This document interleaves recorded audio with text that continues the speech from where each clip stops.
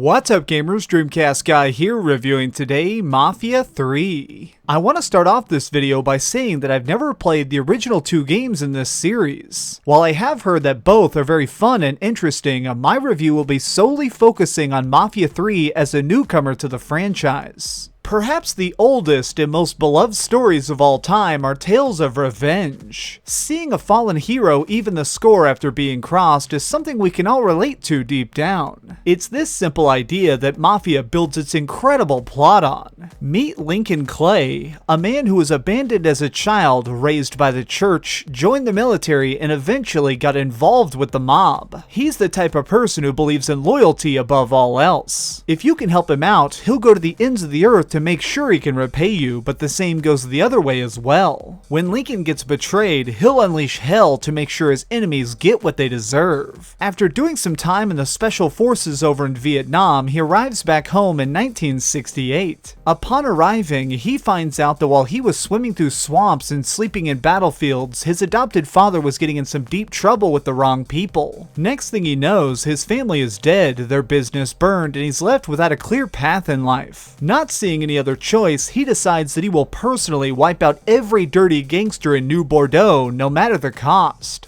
On the surface, Mafia 3 may just look like your typical Grand Theft Auto style project. You drive around, do small jobs, and get in random shootouts with bad guys before running from the police. Lincoln knows that to take down an organization of this size is going to take a lot of time and effort. It's also going to take a lot of skilled experts backing him up. That's where the underbosses come in. These are his three main lieutenants who handle all the business for us while we run around stabbing foes and blowing up cranes. Let me just be upfront with this. Mafia 3 is quite possibly the most repetitive thing I've played this year. In each area we cruise in, make contact with a local informant, and slowly break down the mob's grip before eventually handing control over to an underboss. Determining who should do what is important because it greatly affects what upgrades you get and your ending. In order to take control of a particular part of town, you need to do three kinds of quests. You'll be destroying something, stealing some money, or killing a specific target. While these missions aren't boring, they do all play out in the exact same way every time. In fact, I found the game even sending me back to old locations a second time, but just filling the building with different enemies and hoping I wouldn't notice. Lincoln spent years creeping through the jungle during his stay in the military, and this talent pays off in a huge way while doing these jobs. Sneaking is a major part of the combat in Mafia 3. Until you're spotted, anyone can be taken out instantly with a single hit. This essentially makes it possible to complete entire chapters of the game without firing a bullet if you get good enough about keeping out of sight. You're quickly going to find yourself relying on stealth a lot because shooting in this game can feel a bit weird. There are only a few types of guns that you come across, but they all seem to have wildly different firepower and usefulness. For example, some shotguns spray so wide they almost don't do anything, or you could pick up a pistol that's so weak it might as well be firing tickle lasers for all the damage it does. Once I found a decent machine gun, I pretty much stopped using any other weapon. This really sums up the biggest problem that Mafia 3 has as a whole. It gives you so many options of what you can do, but really only one choice is effective. The one thing this title does perfectly though is tell its story. Watching Lincoln slowly grow as a leader as he deals with problems and faces the consequences of his actions during his hunger for vengeance is amazing.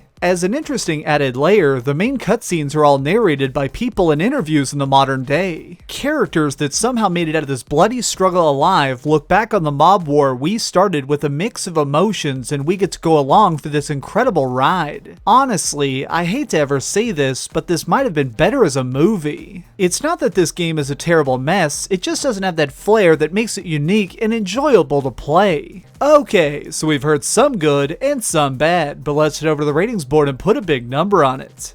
I am giving Mafia 3 a 6 out of 10. If you see this game for less than $30, I do recommend it, but you might want to wait a few months so they can release a couple more patches. I didn't encounter any big glitches during my time with this game, but many of my friends did, so it's probably best to wait at least a couple weeks while they try and fix it. Thanks so much for watching, gamers. This has been DreamcastGuy with another review. If you enjoyed this video, please give it a thumbs up, share with your friends, and subscribe if you haven't already. But do me the biggest favor of all and keep dreaming.